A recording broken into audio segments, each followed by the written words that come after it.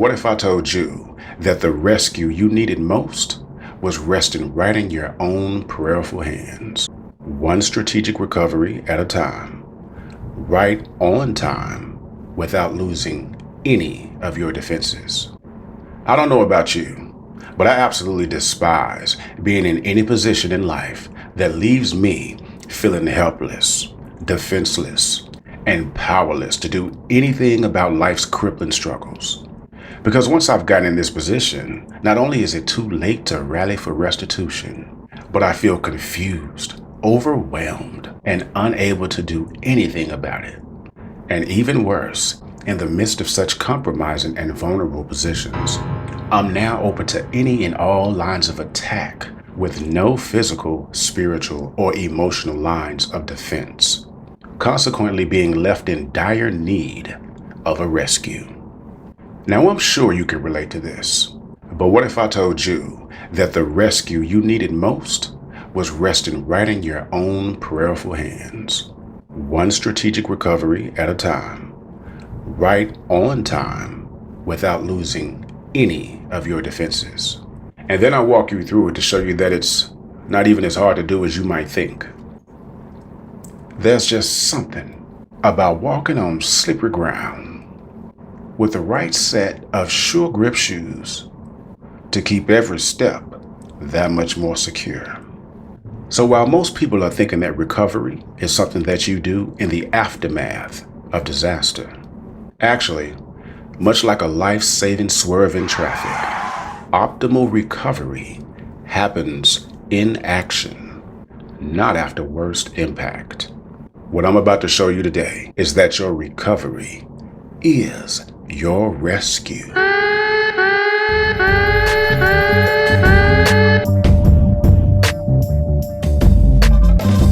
Hey, my life crew, I'm Nisakura. When and wherever I can, I like to always do what I call setting yourself up for success. Now, in order to set yourself up for success, it first requires a setup. Sounds simple, but setups are essential to much of our everyday lives. Before you even start the day, you gotta set up in bed. Before you get to your work, you gotta set up your breakfast, bathroom, and wardrobe routine. I even crafted this setup that you see here to present these messages of ministry to you. So before success, there is both a nurturing and intentional setup for success to prevent any of life's unnecessary setbacks. But we don't have to do everything in this setup. There just has to be one. Your setup is your stronghold. Your stronghold is your first and most formidable line of defense and protection. And that stronghold will always be God. But you know, in Life Awareness, we always go to scripture. 2 Samuel 22:2-3 reads, "And he said, the Lord is my rock and my fortress and my deliverer, the God of my strength, in whom I will trust, my shield and the horn of my salvation, my stronghold and my refuge, my Savior. You save me from violence." It is through prayer, faith, trust, and your intimate relationship with God who can alter our circumstances in favor of our fortune according to his divine will. Doing all things, of course, through Christ Jesus who strengthens us. A powerful example of this is in 2 Samuel, starting in verse 31, it reads, "As for God, his way is perfect. The word of the Lord is proven. He is a shield to all who trust in him. For who is God except the Lord? And who is a rock except our God? God is my strength and my power, and he makes my way perfect. He makes my feet like the feet of deer, and sets me on my high places. He teaches me to make war, so that my arms can bend a bow of bronze. You have also given me the shield of your salvation. Your gentleness has made me great. You enlarged my path under me, so my feet did not slip."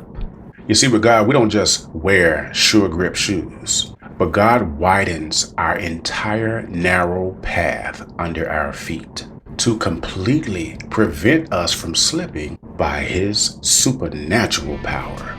My life crew, this is your setup. This is your stronghold. This is your recovery and rescue. Now that you have the best setup, let's talk about how to roll with some of life's punches that come with simply thriving and surviving and being human. Because life is only a fight to the living. We should know that rest and recovery is key to preventing any need for rescue. Being wise ourselves to take and even make a moment for rest and recovery, rather than being made to suffer setbacks, which take a timely toll. Let's look at Proverbs 27:12. A prudent man foresees the evil and hideth himself, but the simple pass on and are punished. My friends, you can never learn to recover if you fail to first identify and realize all of the life-sapping problems and issues. Yeah, sure. I mean, the obvious ones are easy to recognize, like poor sleep, lack of nutrients, low funds, the daily demands of life, negative people and bad habits. Yeah, we're familiar with those. But what about the much more covert attacks, like working or even living in a controlled environment or institutionalized setting? These are commonly useful enough structures in society that are quite interestingly normalized. But we, much like the good old reliable diesel engine, known as the workhorse of the automotive industry, while often being very dependable, these controlled environments can produce loads of mental, physical, and spiritual pollution that can be more than toxic to our spiritual peace and our psychological safety. So yes, even whilst driving much of our economy, some of these controlled and institutionalized environments can wreak havoc on our entire system due to the full, constant mental and physical demand to always be on. You know what I'm talking about. Just being on all the time with a very high performance expectancy.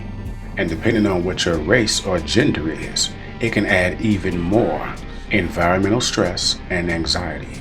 Or maybe for you, it's a relationship or a personal battle to overcome something, a substance addiction, or even the devastating loss of a loved one. Whatever it may be that's draining you to the point of a much needed mental, physical, financial, or emotional recovery and rescue for the sake of your sanity and survival, it must be subdued, because your recovery is your rescue. Psalms 19:12-13 reads, "Who can understand his errors? Cleanse me from secret faults. Keep back your servant also from presumptuous sins. Let them not have dominion over me. Then I shall be blameless, and I shall be innocent of great transgression. Let the words of my mouth and the meditation of my heart be acceptable in your sight, O Lord, my strength and my Redeemer." Hey, my life crew, I'm the Sakura, and I'll be right here for you, sharing life's awareness on everything from our spiritual journey to our everyday lives, by breaking down life's questions with beautiful biblical solutions. So subscribe and stay tuned. I'll see you on the next one. God is love, and God bless you.